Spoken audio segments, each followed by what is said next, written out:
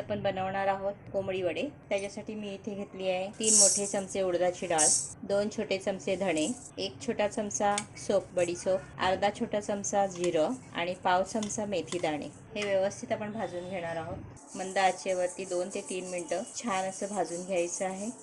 2 ते 3 मिनिटं झालेली आहेत। साधारण कलर चेंज होईपर्यंत आपण त्याला छान भाजून घेतलेलं आहे। आता आपण ह्याच्यामध्ये टाकणार आहोत 1 वाटी पोहे।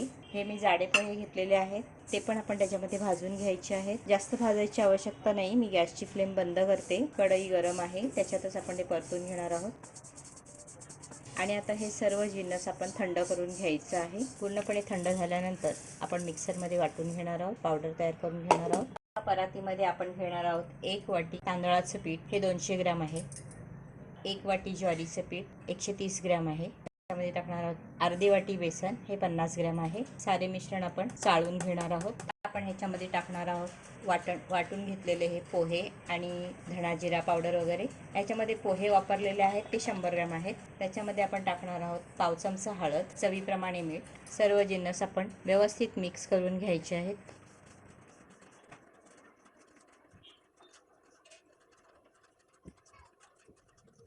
सर्व जिन्नस व्यवस्थित मिक्स करून झालं की आपण टाकणार आहोत गरम पाणी। हे मी त्याच वाटीच्या मापाने 1 वाटी गरम पाणी घेतलेलं आहे, ते ह्याच्यामध्ये सर्व टाकणार आहे आणि चमच्याच्या सहाय्याने मिक्स करून घ्यायचं आहे।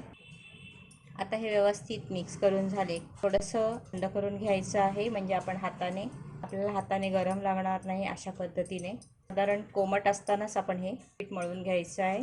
मळण्यासाठी साधंच पाणी वापरते आहे। आता साधारण कोमट आहे, कोमट असतानाच आपण हे पीठ मळून घ्यायचं आहे। एक पिठाचा व्यवस्थित गोळा होईल अशा पद्धतीने पीठ मळून घ्यायचं आहे। इथे आपलं पीठ मळून झालेलं आहे। साधं पाणी वापरलेलं आहे, तुम्ही पाहिजे तर कोमट पाणी सुद्धा वापरू शकताय। आता हे पीठ आपलं व्यवस्थित मळून झालेलं आहे। एकदम पण टाईट नाही गेलेलं आहे, एकदम पण लूज नाही आहे, कारण की पीठ हे मळून झाल्यानंतर जेव्हा आपण हे फुलण्यासाठी ठेवतो तेव्हा ते 2 तासानंतर किंवा रात्रभर ठेवून देतो, त्यावेळेस ते पीठ थोडंसं लूज पडतो, म्हणजे साधारण पातळ होतो, मऊ होतो। तर अशा पद्धतीने मी पीठ हे मळून घेतलेलं आहे। पहा, आपलं पीठ छान मळून झालेलं आहे। ज्या वाटीच्या मापाने आपण बाकीचं सर्व साहित्य घेतलं त्याच वाटीच्या मापाने मी ते पीठ मळण्यासाठी पाणी वापरलेलं। 2 वाटी पाणी घेतलेलं, त्याच्यातलं 1.5 वाटी पाणी मी ते वापरलेलं आहे। अर्धी वाटी पाणी आपलं उरलेलं आहे। पीठ एकदम घट्ट पण नाही आणि एकदम लूज पण नाही, मळायचं आहे। अशा पद्धतीने मळून घ्यायचं आहे मध्यम। आता इथे मी हे पीठ घेतलेलं आहे, ते मी एका भांड्यामध्ये काढून घेते। इथे मी खड्डा केलेला आहे, त्याच्यामध्ये तुम्ही कांदा किंवा जळलेला कोळसा ठेवू शकता, म्हणजे पेटलेला कोळसा ठेवू शकता, किंवा गरम तेल ह्याच्यामध्ये टाकू शकता। तर इथे मी 1 छोटा चमचा इथे मी गरम करून घेतलेला आहे तेल, त्याच्यावरती आपण हे असा गोळा ठेवणार आहोत। अशा पद्धतीने बंद करणार आहोत। गरम तेलाच्या वाफेने पीठ हे लवकर येईल आणि ह्याला आता आपण 2 तासासाठी झाकून ठेवणार आहोत। तुम्ही रात्रभर झाकून ठेवलं तरी सुद्धा चालेल। 2 तास झालेले आहेत। सेम त्याच परातीमध्ये मी हे पीठ काढून घेते। तुम्ही पाहू शकता पीठ आपलं मस्त फुललेलं आहे। पीठ फुललेलं आहे आणि थोडंसं लूज झालेलं आहे। याच्यामध्ये पाणी टाकायची आवश्यकता नाही आहे, पण आपण पीठ हे व्यवस्थित मिक्स करून घेणार आहोत। हे पहा, मस्त असं झालेलं आहे। एकदा व्यवस्थित मळून घ्यायचं आहे।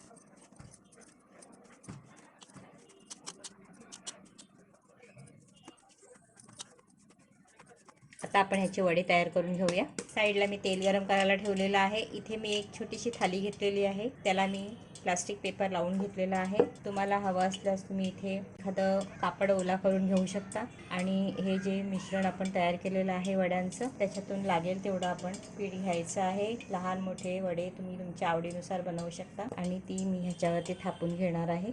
गरज वाटल्यास त्याच्यावरती आपण पाणी पण लावून घेऊ शकता। तर पीठ आपलं हे छान लूज पडलेलं आहे, मऊ झालेलं आहे, त्यामुळे पाणी लावायची काही आवश्यकताच नाही आहे। आणि अशा पद्धतीने आपण हे वडे काढून घ्यायचे आहेत। मी इथे तेल छान गरम करून घेतलेलं आहे, त्याच्यामध्ये आपण हे वडे सोडून घेणार आहोत आणि मध्यम आचेवरती हे वडे आपण रंगावरती तळून घेणार आहोत। त्याच्यामध्ये जेवढे राहतील तेवढे वडे तुम्ही टाकू शकता। अशा पद्धतीने आपले हे वडे तळून झालेले आहेत। ते एक बॅच तळण्यासाठी आपल्याला 2.5 ते 3 मिनिटं लागतात। हे मी मध्यम आचेवरती तळून घेतलेले आहेत। आता आपण हे बाहेर काढून घेऊया आणि अशाच पद्धतीने तुम्हाला मी होलवाले वडे बनवून दाखवते। तयार केलेलं मिश्रण जर जास्त उरत असेल तर ते मी एखाद्या स्टीलच्या डब्यामध्ये टाकून फ्रीजमध्ये ठेवून द्या. 2-3 दिवस खूप चांगलं राहतं. जेव्हा लागेल तेव्हा फ्रीजमधून काढून रूम टेम्परेचरमध्ये आल्यानंतर तुम्ही त्याचे वडे बनवून घेऊ शकता. तर इथे मी तुम्हाला आता होलवाला वडा बनवून दाखवते. तुम्हाला जसे आवडतील तसे तुम्ही वडे जाड पातळ बनवू शकते. ह्याचं जे मिश्रण तयार केलेलं होतं ते मिश्रण तुम्ही तयार करून ठेवू शकता. महिनाभर चांगलं टिकतं. जेव्हा लागेल तेव्हा त्याचा वापर करू शकता. अशा पद्धतीने आपण होलवाले वडे बनवून घेणार आहोत. मध्यम आचेवरती आपण हे वडे सुद्धा तळून घ्यायचे आहेत. जास्त वडे एकत्र टाकायचे नाहीत, त्याच्याने तेलाचं टेम्परेचर कमी होतं. वडे फुलण्यास मदत होत नाही. वडे कमी फुलतात. जेवढं तेल वापरलेलं असाल त्याच्यामध्ये जेवढे राहतील तेवढेच तुम्ही त्याच्यामध्ये वडे तळून घ्या.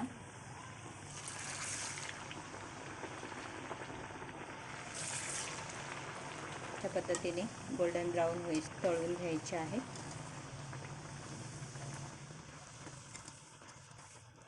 अशा पद्धतीने झटपट बनणारे हे वडे बनवून तयार आहेत. तुम्ही पाहू शकता ते मी होलवाले वडे सुद्धा बनवून दाखवलेले आहेत आणि हे सुद्धा वडे बनवून दाखवलेले आहेत. पूर्णपणे वडे हे फुललेले आहेत. तर तुम्ही ही रेसिपी नक्की ट्राय करा. हे वडे तुम्ही चिकन, मटण, गावठी कोंबड्याची सागोती, काळ्या वाटाण्याचा सांबार किंवा कडव्यावाल्याची आमटी ज्यावर अतिशय उत्तम लागतात. तर तुम्ही नक्की ट्राय करा. जर हा व्हिडिओ तुम्हाला आवडला असेल तर व्हिडिओ खाली लाईक करा, फ्रेंड्स फॅमिली बरोबर शेअर करा. नेहमीप्रमाणे कमेंट करायला विसरू नका. धन्यवाद.